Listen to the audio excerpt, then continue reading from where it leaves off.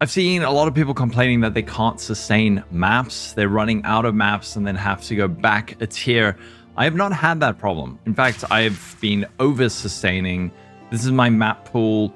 Here are my red maps. Pretty much every time I complete the quest with Doryani and then have to move up a tier to complete my Atlas quests, I have more than enough maps already ready to go to do them. So today's video, I'm going to show you what I've been doing, give you some tips. First tip is to use your Reforging Bench. So if you get to the end game, you'll find the Reforging Bench over here in the corner. Over here, this is your Reforging Bench. This is like a 3-to-1 mechanic for PoE 1 players who are familiar. What you can do is put 3 maps of 1 tier, reforge it, and you'll get a tier higher. Same over here, like a tier 3, you can do this. You can also use this with your distilled emotions and other things, so experiment, but this is a good way to go up a tier in map. If you have a whole lot of tier 1s or tier 2s, you can do this 3-to-1. So if you don't have your Reforging Bench in your hideout, you click this little thing over here. If it's not showing, click decorations, and then you can just type Reforging Bench, and there you go. You can pop it in your hideout, and then you can do your 3-to-1. Also, Doryani, he sells maps. I believe he has an infinite number of tier 1s, so you can just buy these and 3-to-1 them up and keep going like that, at least on the first maps that you do. And then he will also sell a few of these. These do run out when you buy them. They probably get replenished when you do level up. Next thing is to full clear your maps. Well, not necessarily full clear, but just because a map says map complete, if you have only searched half of it and you have a breach in it, then go ahead and clear the rest of it, because there might be a few magic packs in there or some kind of league mechanic like a breach or an expedition that you might be missing out on.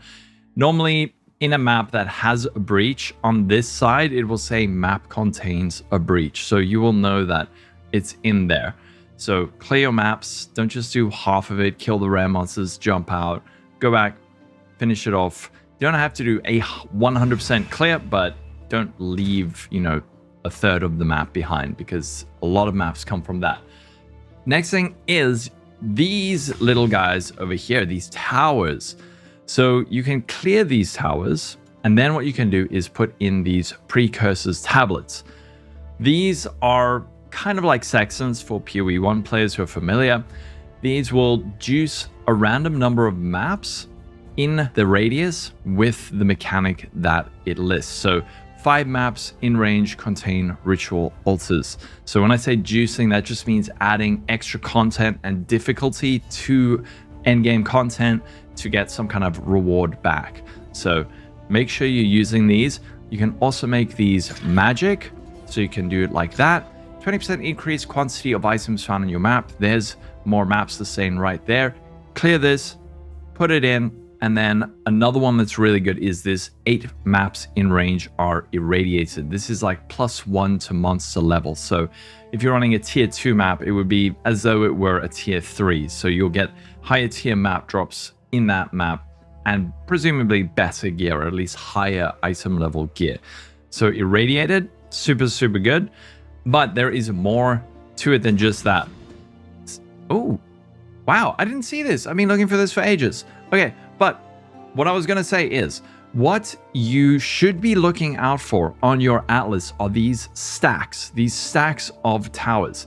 Because if you can place a whole lot of emblems in a very overlapping range, you can get a lot of content on your maps. You can have like Ritual, Delirium, +1 level, and a boss and expedition all on the same map. So keep an eye out for these stacks of towers. You can actually see these poking out through the fog of war. So you could see like, okay, here's 2 side by side. If I go this way, I could precursor emblem these 2, and then it'll juice up a few maps around here. So actually, here's another really good spot. You can see over here, like these 3 maps, if you emblem these, you'll get a nice boost. You can see all of these through the fog of war. But have a look out. Here's another nice one, like 1, 2, 3. Have a look out for all of these on your map. See if you can find nice stacks. Oh, this one is really juicy. And then juice up your maps. And then further, when it comes to juicing, use your Orbs of Transmutation. In white maps, I would just go for a Transmute and a Augment so that you're running your maps blue instead of just white. This will give you increased Waystone drop chance. If you get a prefix, it will be a positive thing, something like, 22% increased magic monsters. That's a positive, but it doesn't come with the benefit of increased Waystone drop chance. If you get a suffix, however, like this, something that's a downside, it gives you increased Waystone drop chance. So use your currency on your maps. Once you make it to like tier 6, 7, 8, around there, that's when I would start using regals on my maps as well. You can just go for like a single regal on your yellow. When I say yellow map, it's like this, anything above tier 5. So 6, 7, 8, 9, 10, those are your yellow maps. I was actually regaling those to get a little bit of extra juice. I would not exalt yellow maps. But once you start getting into red maps, those are maps like tier 11 and above, then you can actually start using your exalts to like really push the amount of juice that you're getting out of these maps. And then also Vaal Orbs.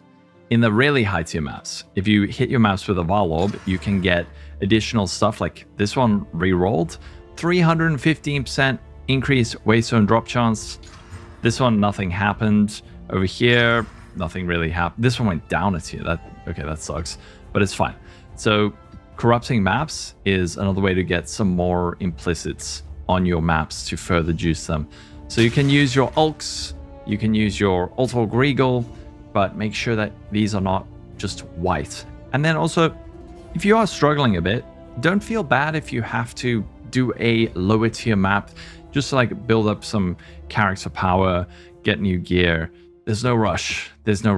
But let's have a look at my Atlas tree, because I think this has played a lot into it. So there are things on the Atlas, things like this, increased quantity of Waystones found in your maps. Over here, 100% increased rarity of Waystones found in your maps. So if you do find a Waystone, it's more likely to be rare, so you don't have to waste an alchemy or something on it. But in fact, I didn't actually go this way initially. The route I took first on my passive tree was to first go over here to Bountiful Bloodlines and Rising Danger. These will give you more rare monsters and more magic monsters in your map. And then there is Deadly Evolution. If you can handle this, it is so good. Rare and unique monsters in your maps have 1 to 2 additional modifiers. This will mean that occasionally you're going to be running into monsters with like 4 or 5 or even 6 mods. And if you're not ready for that, it's going to be really tough. But I found this to be extremely good. I've been finding tons of exalts, also just tons of maps. And then from here, getting increased magic pack size. 1 rare monster in your maps is duplicated. I think this can also proc on unique bosses, because I did do a map that had 2 unique bosses in it. And then I grabbed these afterwards, and now I'm heading over, I think, to Corrupted Infusion. I think this is going to be my next play, because I'm going to be planning to corrupt all my red maps, tier 11 plus. So that is what I've been doing. I've been over-sustaining super hard, never running into any problems. If you have any other tips, let me know in the comments. And yeah, don't forget to like, subscribe, Patreon, YouTube memberships, all of that stuff. Following me on Twitch. Have a wonderful day. Catch you in the next video, and bye-bye.